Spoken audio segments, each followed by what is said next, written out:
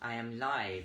I finished a little interlude with The Only Planet of Choice last chapter, and I continue now with the extracts of Joan Grant speaking from the heart. I'll just do a little bit, I'll do two more readings of this chapter, which is entitled Psychiatry and Past Lives, and describing a lecture which Joan gave, Intellect and Far Memory. And we stopped in the previous chapter about Joan saying, but first I will try to explain why I used to believe that Atlantis really existed. When I was young, anthropologists were still trying to cram the history of man into a ridiculously short time span. So I grasped eagerly at any theory which backed up my conviction that the life of an individual might have to be measured not only in centuries but in tens of thousands of years. As I already considered the materialistic outlook to be remarkably silly, I took it for granted that the anthropologists must be wrong. So I read everything I could find about Atlantis in the hope of being able to find evidence which would bolster up my belief.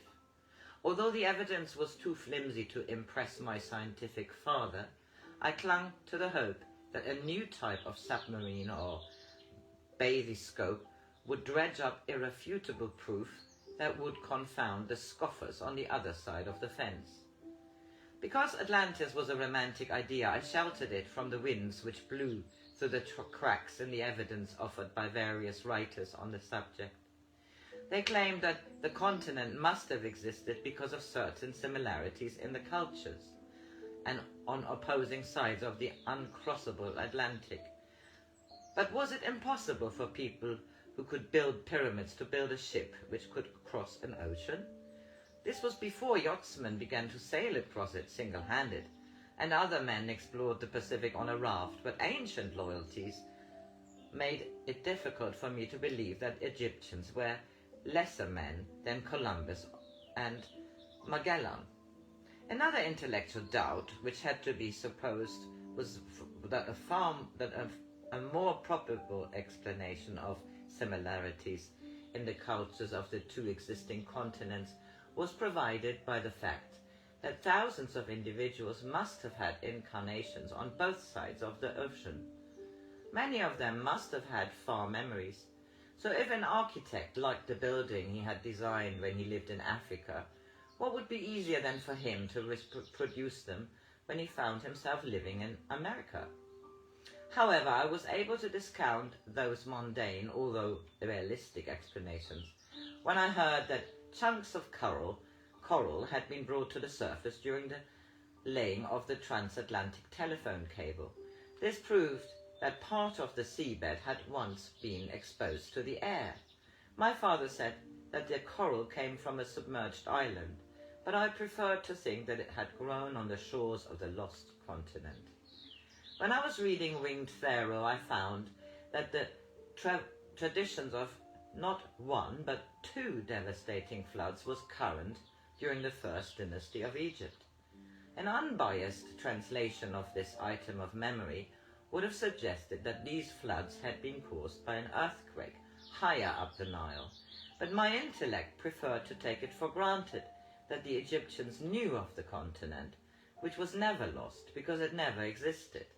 I must admit, although not excuse, the fact that I was still believing in Atlantis 10 years ago, when I recorded 150,000 words of an unpublished manuscript. What I then believed to be an Atlantean incarnation, I now believe to have taken place in Central America.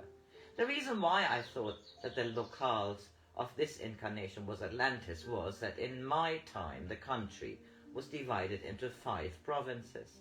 But in the time of the great-grandfathers, presumably about a century earlier, there had been 8 provinces. The 3 lost provinces had been low ground on the seaboard. This low ground had been very fertile and was protected by dikes like Holland is protected today. These dikes became ineffective against increasingly high tides. More and more land became flooded or too salty to be cultivated, and eventually the king decided to evacuate the population. Soon the neglected dikes crumbled and the 3 provinces became engulfed by the sea. I think similar inundations have reduced the eastern seaboard of the American continent and the seaboard of many Caribbean islands, and may or may not be contemporary with a rise of some 50 feet in the level of the Mediterranean, which caused several seaports to be lost, which are now being explored by skin divers. The ostensible reason why I abandoned the book when it was only half finished was that my publisher said that my estimated 300,000 words was far too long to be an economical proposition. The real reason was that I was having increasing fears that something about my interpretation was basically wrong. I checked and rechecked several of the recalls and they remained perfectly valid, but I was still too prejudiced to realize that the error was being made by my intellect, which refused to accept that the real locale of that incarnation was probably Guatemala or Yucatan. In order to cling to the myths of Atlantis, I explained the similarities of physique, of headdress, of pyramids, even of ball courts, by postulating that Central America had been colonized by Atlanteans, who had been tipped off to leave before the Great Rain, or had somehow managed to survive the final Holocaust. I rather regret that the book was never finished, for I am still convinced that one of my male personalities, in company with the earlier personalities of 2 people who are now in this room, died when the capital city of Central American culture was engulfed by a flood. I cannot be more precise about the location, for I have not yet had an opportunity to visit Central America, nor have I seen any photographs which would prove, at least to my own satisfaction, that traces of the city still existed. But I know that the city was on a conical hill, in the center of a flat, almost circular plain, rimmed by the steep forested slopes of volcanic mountains.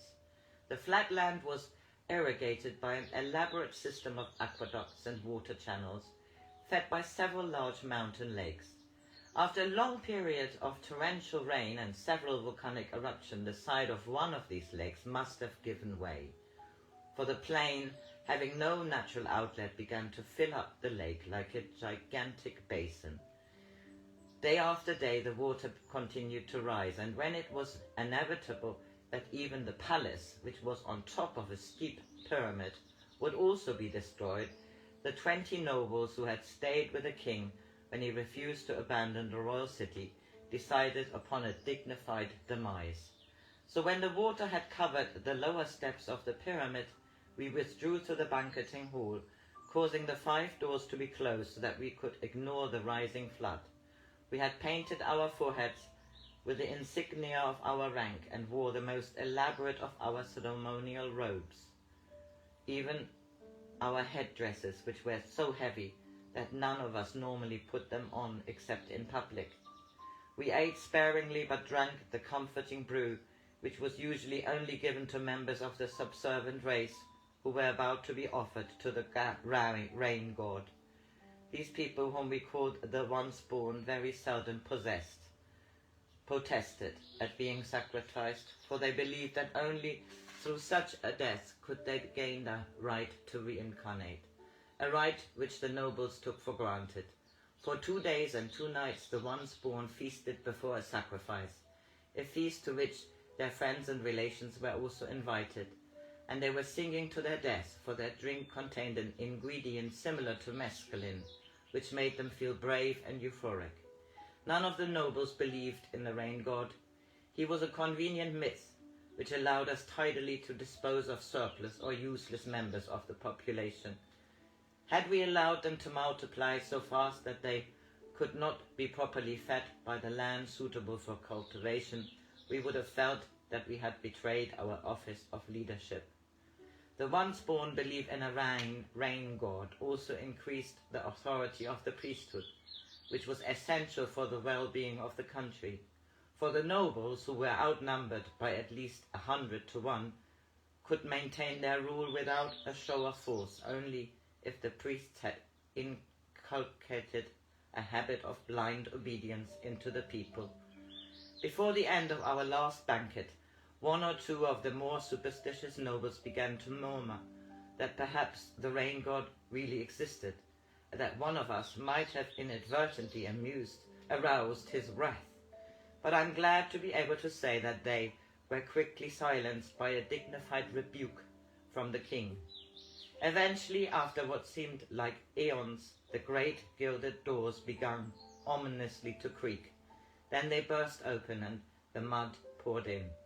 My memory of drowning in mud is still uncomfortably vivid, but no more vivid than someone with the same degree of recall will find that the memory of drowning in mud when a dam collapsed, destroying the village of Fréjus in the south of France only 4 years ago. So I finished this here. I make it 2 readings before I finish. Psychiatry and Past Lives, Joan Marshall Grant.